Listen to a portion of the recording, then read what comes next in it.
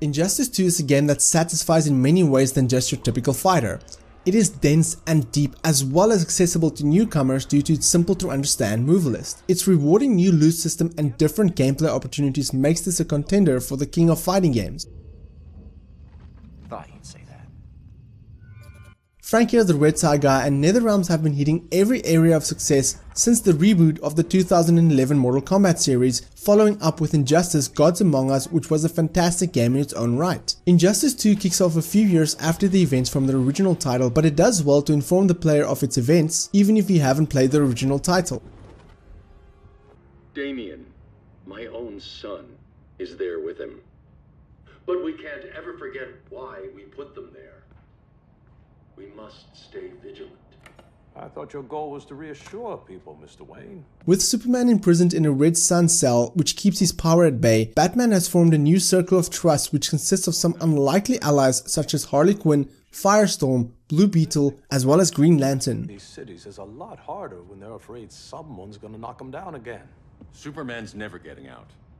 I made that clear. But Wonder Woman, Black Adam, Aquaman, they're still out there somewhere, and seemingly immune to prosecution. Their mission was to restore civilization after the events from the original, while Wonder Woman and Black Adam, along with Supergirl, planned to free the Kryptonian in an attempt to defend the Earth from a greater threat, Brainiac. Green skin. Smart money's on alien. Martian? Like John Johns? My point of origin was 1,000 light years removed from Mars on the planet Kolu. I am Brainiac. Some familiar faces does make a return, such as the Flash, Aquaman and Cyborg, but there might be some unlikely heroes making their debut, such as Red Lantern, Atrocitus and Swamp Thing.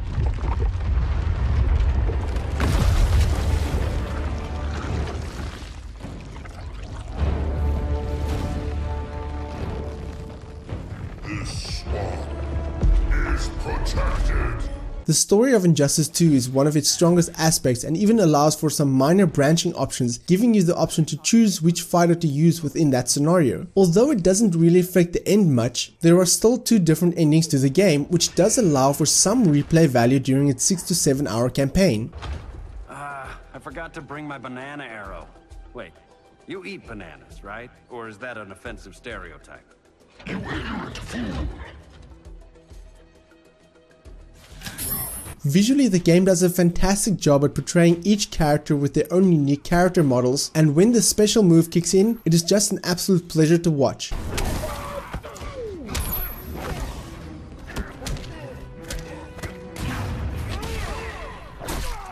Together with our hellish hate, we'll burn you all.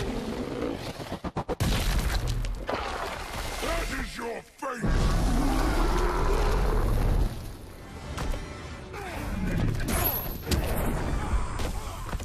Each arena has a distinctly different feel to them, from Batman's dark and gloomy Batcave to the bright and sunny Gorilla City. The lighting is one of the best I've ever seen in any fighting game, with characters fading in and out of the shadows and different light sources as they approach each object in the different environment. The way the surrounding interacts as characters bounce off the ground or use different abilities also adds an effect of realism, which just adds to that special detail NetherRealm has put into Injustice 2. As for character animations, although some of them might not be perfect, they do fit with each fighting style. With each character having their unique special ability, the characters also have their own lines and visual indications when entering an arena depending on who they face off against.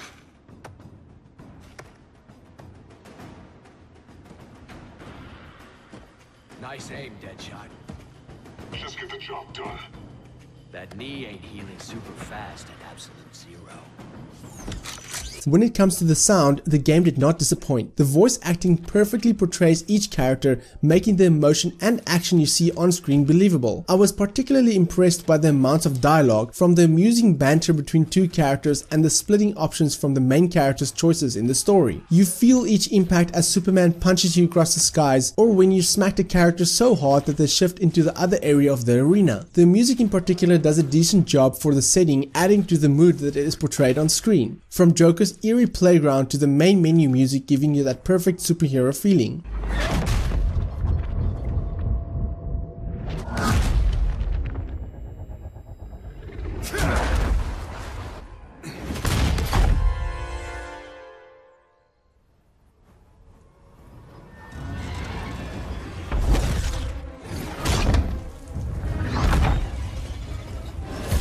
The gameplay is definitely the star of the game, as this is a fighting game after all, and it does not disappoint. The fighting mechanics haven't changed much from its predecessor, but it has changed in a good way. Each character has a variety of moves and pre-programmed combos to use, and when the meter fills up during fighting, they can pull off their special move for ultimate damage. The clash system allows players to interrupt an opponent's attack, forcing them to wager a portion of their meter, and in return, the one who uses the most of their meter can either inflict damage or regain a certain amount of health. It is a game changer, especially if you are low on health. Adding to that, each character does a bit of trash talk while getting up close and personal during that clash. That bow won't make you a hunter.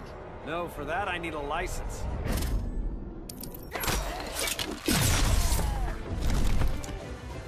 Aside from the main story, you can also play practice mode with each character having their own tutorial to help you improve on your favorite hero. There is also the multiverse mode, in which weekly, daily and hourly challenges are available to play, each with its own rewards. At the time of this review, there is a challenge where you can unlock all of Wonder Woman's gear from the movie, and once that is gone, it may never return. Fans familiar with Mortal Kombat's Living Tower mode will feel at ease with the multiverse mode, and it gives you the perfect reason to keep coming back to the game. Each character has their own level with a variety of customizable gear. Each gear item does have a level requirement, so even if you receive certain gear, you might only be able to use it once that character is high enough level. Gear can be unlocked through the multiverse or by opening loot boxes such as bronze, silver, gold, platinum and diamond, and loot vary from common to epic. If you don't like the gear you receive, then you can turn it into credits, which can then be used to buy more loot boxes. There is also the option of keeping the look of a certain item but adopting the stats of a higher piece, and you can upgrade gear to your current level as well. You can use real world cash for loot boxes, but the gear mostly only affects your character offline and not during ranked matches, thus it is purely cosmetic and not a pay to win system. Online there are also a ton of options where you can practice against another player one-on-one in an unranked or ranked match, King of the Hill, as well as local versus multiplayer. You also have an ability to join a guild, with each guild allowing up to 50 players. Guild rewards you with different loot boxes, and there are a variety of guild challenges to complete, which rewards the entire guild. Additionally, there is also the AI battle simulator, which you choose 3 characters, gear them out and send them into battle. Essentially, your team defends when other players attack, and you can attack them, sit back and watch your team do the fighting. It also levels up the characters and earns you some loot boxes.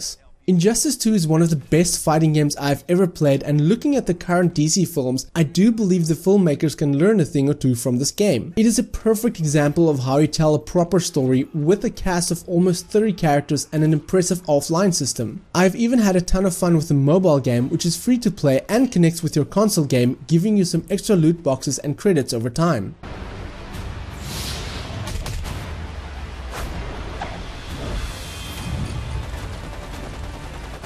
Usually I rate games at a buy now, wait for sale, look in the bargain bin, or rather avoid rating, and I would say that Injustice 2 is definitely worth buying at a full price.